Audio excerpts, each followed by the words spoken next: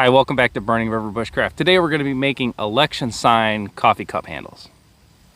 As far as outdoorsman gear go, a stainless steel bottle, 32 ounces usually, with a nested coffee cup is mandatory. This is something I always have with me. There's a big push right now for the filtered Grail bottle, which I have as well, but that does not replace the multi-functions of a stainless steel bottle. So a nested cup like this is just vital gear. I've used them to dig with. They're used as if you're making char in your water bottle. So if you had punk wood or charred cotton or whatever, use this for a lid, throw it right in the fire. I've cooked on them, I've drank out of them, I've ate off of them. This is mandatory gear that every sportsman should own. So this little one is the GSI. This is like available at Walmart and stuff. This taller one, this is the Pathfinder model. And this bottle has been through a lot of stuff. And this is the older style cup. The new ones have like a little hole in them so you can use it as a bail, but that's really irrelevant for this. But this is what the handles look like on a standard cup. And they suck. They really do suck. They're functional and I've used them, but they're barely in there. They just slip right out. If you've got them packed in a tighter kit, a lot of times when you're trying to draw them out, that's when they'll pop out. It's just not the best way to hold a cup of hot coffee that deserves way more respect than that. So several years ago, I made just a larger butterfly handled. This is closer to like a canteen cup handle, and they fit my hand. I don't have to hold it like I'm holding a pot of tea or anything. This is great. I've used them with gloves on. They're as durable as the factory handles are. And probably the best thing about it is when you're in a group setting, be it a class or whatever, if you're eating, drinking, a lot of times people just boil out the residue out of their cup. So there'll be a dozen cups sitting around the fire. And when you've got a cool set of custom handles like this, you'll know exactly which one's yours every time. So we're going to be making the handles for this Pathfinder cup. Again, they're exactly the same. The handles are interchangeable, and you see how quickly these handles pop out of there. That's an indicator that, you know, they're not held in all that well to begin with. So every one of you knows what this is. You've seen them constantly, especially this time of year. They are everywhere. However, they're usually stuck in the ground this way with an election sign on the front of it. So after the election's over, there's going to be a crap ton of these wire frames that are available. So pick some up. It really doesn't matter what the face is. This is not a political video at all. So for tools, I have a pair of linesman's pliers here. You could use any type of plier that cuts metal, but you're also going to need pliers with a gripping face. So if you don't have linesman's, you might have to use two sets of pliers, one to cut and one to grip with. But essentially, I'm just going to cut the H bracket out. And the closer I get to the top, the less filing I'm going to have to do on the handle itself. This is a pretty simple process. I'm going to come in maybe 3/8 of an inch or so. I'm going to make the full width of these pliers, so I'm almost coming out of the end of this, and I'm just going to go ahead and bend this into a hard 90.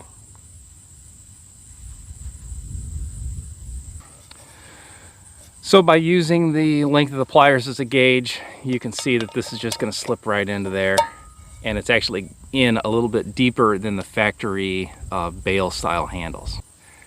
Now this is just a rough gauge. I'm going to come over about 4 fingers, make a mark, and then I'm going to bend another 90 the same way. So this tail end is going to turn down. So now you can kind of see where we're going here. I'm going to come down to approximately the bottom of the cup. So in this case, it's going to be right around where this little bit of weld is.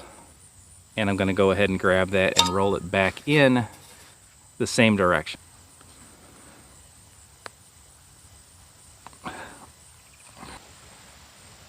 So at this point, I want to turn this tail up and make it almost touch this. So I'm going to go ahead and eyeball it and give it a nice hard bend. Now this also works in a vise. You can get probably better bends in a vise, but you don't really need it. Okay, so now I've made a square, and we can all see what's going to happen here. This piece is not going to work like it is.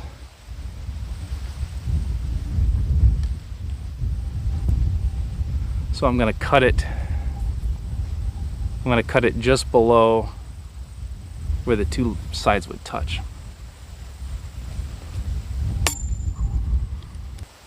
So now we have kind of an open box essentially, and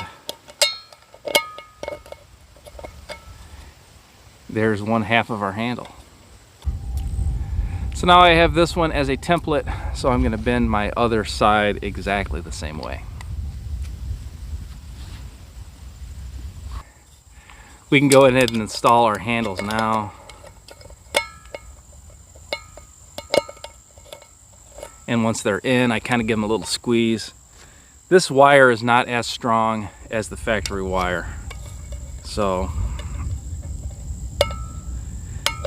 it's going to be a better shape, but it is not as strong. Luckily, these little wire frames are everywhere, so if you don't make a good bend, or if this wears over time, you know, you can always change it out later. So we have functional handles now, but you can see, you know, they're straight as an arrow, so this isn't going to fold and bend that well. You can try to bend these a little bit with the cup itself. This is probably the weak spot. This is just like a spot weld or something, so you want to be cautious doing that. If you have any rounded object like a pipe or an anvil or something like that, if you tap this with a hammer, it'll fold up for you instantly. Out here, I'm just going to use my pliers a little bit and see if I can just walk the edge around a little bit. So to get the proper O-give so they fold, you don't even have to install them. You can just kind of lay the handles on the cup itself. And I did that just by grabbing them with the pliers and giving a little bend.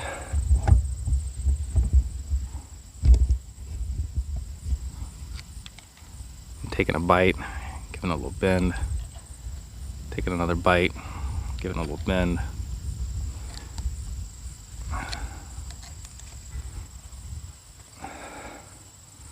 So kind of like that, just a series of small little bites and bends, and that's pretty good. So I'll just do that same thing on the opposite side. So I'm taking a little bite and I'm just tweaking it. Then I move the jaws forward, take a bite, and tweak it. There's more efficient ways to do it, but this will work. So now I'll just check the other handle, and you can see it's not exactly right. I got a little too much right here. So I'm just gonna grab it with the pliers and open it a little bit. There we go. And don't lose track of your handles themselves. So make sure you keep these things nice and square. There we go. And you really don't want much of a gap. You want to bend this in so that it's under spring tension slightly.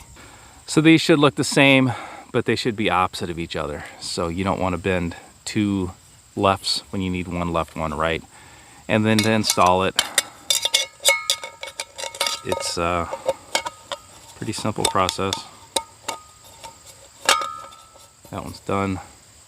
That one's not bad. So here you go. This is custom handles, just ready for winter season when you've got gloves on and you can really appreciate a hot cup of coffee in the woods. And these things fold up, and they do kind of bend and distort. These are several years old, and they're not perfect, but neither were the factory ones. I like the upgrade. I think it's a solid choice for a piece of gear that everybody should have. So I'm sure there's other types of wire that works. Probably a coat hanger would work. I'm sure there's a stainless wire out there that's better than this, but this is free. This is everywhere. And if you're gonna harvest things in season, this is definitely election season. All right, so it doesn't matter the cup or the bottle, they're all adaptable and they're all gonna work with this. So I did not clean up this little bit of weld yet. There's one on each handle here. and just a couple hits with a file, and that'll clean that up. And then we're gonna have a custom coffee cup that nests in our stainless steel bottle that we're always gonna have with us, and you will always have the coolest coffee cup in the woods with this. Guaranteed to fit your hands because you're making it. So you want it bigger, you want it smaller, that's all up to you. Till next time, this has been Jamie Boggs with Burning River Bushcraft. See you soon.